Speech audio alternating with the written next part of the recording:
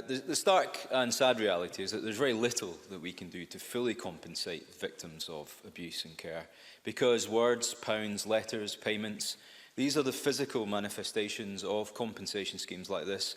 They are tokens of apology. They're an acceptance of our modern-day endeavours to right the wrongs of the past. But no apology will ever right the wrongdoings of others.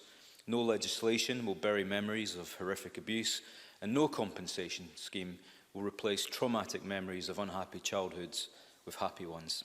But we have to start somewhere, and that somewhere started back in December 2004, when the then First Minister, Jack McConnell, told this Parliament, I quote, "Now that we know what has happened, it falls to us as representatives of the Scottish people to acknowledge it." And today we do our bit here by acknowledging that a redress scheme like this has been a long time coming. It is an acceptance by the government of the day that governments of old failed thousands of young children in state care. And the weight of that responsibility lies heavily on our shoulders, on the shoulders of the committee and of the Cabinet Secretary, who will guide this legislation through completion before we dissolve. But at the end of that journey, it must be a bill that we are proud of, because when that journey concludes, and that journey will not be an easy one, because of those who sit on the committee have already learned, and I'd like to put on record my thanks to my colleagues in the committee, the convener, our advisor, the clerks, for putting this report together. It is a subject of great sensitivity and debate with uncomfortable substance. And despite our nuanced and different approaches to the bill, I'm pleased that we came to consensus. Because today we debate the key recommendations based on the evidence we took. Our biggest thanks must go to those who took the time to enable us to come to those conclusions, the survivors themselves, who spoke frankly and honestly with us. And I cannot even begin to imagine what some of them have lived through. It still lives with them. As one put it, abuse never leaves a person. It is like a human shadow. So this debate is for them. But it is a technical bill with technical problems that will require technical solutions. But at the heart of it lies people, brave people. I turn to these technical issues now, though, because whilst the committee endorses the general principles of the bill, it also raised a number of difficult issues that the government must now contend with. I welcome that the Cabinet Secretary has already indicated he will give way on some of those issues. I do welcome that, and I hope it is a sign of things to come, because we acknowledge in the report itself, right from the outset, that the scheme will not cater or work for everyone. It is intended, of course, to offer an alternative to civil court proceedings. It is intended to offer an easier route to redress, but it must be fair and it must be affordable. It also has limitations, and we must be honest with people about those limitations. But there are flaws and assumptions which we think require revisiting. The first of those, of course, is the waiver.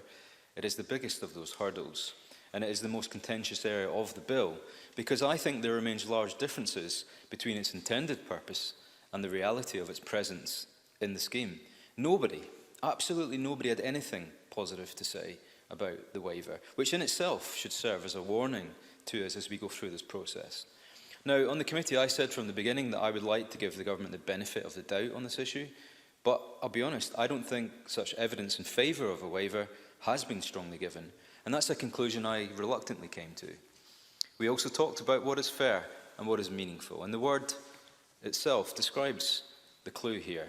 It must be fair and it must be meaningful. Now, the concerns about the waiver, for example, which would potentially discourage some survivors from applying because it could prevent them from opting into civil litigation in future. Many expressed discomfort. They may feel compelled to sign the waiver because of their current financial hardship, for example. Such victims need to be fully aware of the implications of the decision. But this leads into what is fair and meaningful, because the point of the waiver is to encourage participation, apparently. But we heard openly and very directly from potential organisations that, as proposed, they would not recommend to their trustees of their respective charities that they participate in this scheme. And it's not because they don't want to, but the open-ended nature of it and the large sums of money being asked of them, they felt would entirely jeopardise their abilities as current ongoing concerns. And nobody wants that, no least the survivors. That plus the absence of insurer participation, it is likely that these organisations will need to meet the commitments in this scheme through their own funds, through working capital. And this would provide disincentive to participate. Now, I think they want to do the right thing. The ones I've spoken to absolutely do. They feel that moral obligation that we know exists. But those contributions must be fair, no least fair to the users of existing services, which is why the concept of sustainability, which the committee talked about, is so important and must be taken into account. I must also touch on the difficult issue of money. Money is not an easy subject when we talk about abuse, but we must give clarity on it, because the government has already said it will cover compensation up to £10,000 per application, which is the lowest band with the lowest evidential threshold. But this potentially could result in public funds, unended, open-ended, covering massive proportions of the payments, even with contributions. Now, of course, the proposed bandings do create... if I've got time, yes, I would love to. Yes, we do have time in hand, so let's just park that. Cabinet Secretary.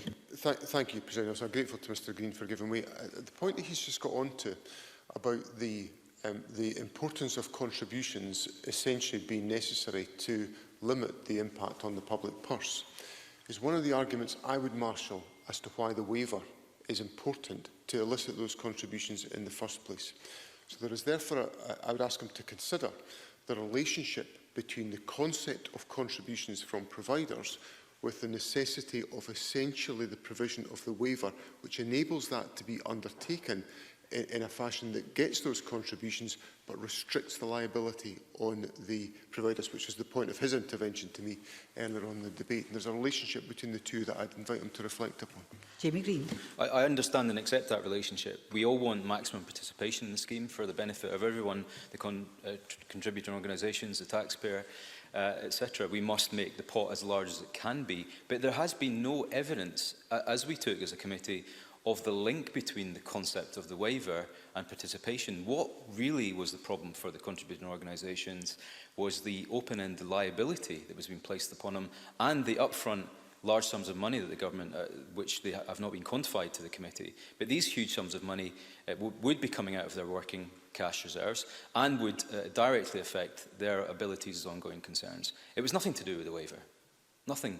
So I don't make that link in the way that the Cabinet Secretary does. So there's a conundrum here that needs to be resolved.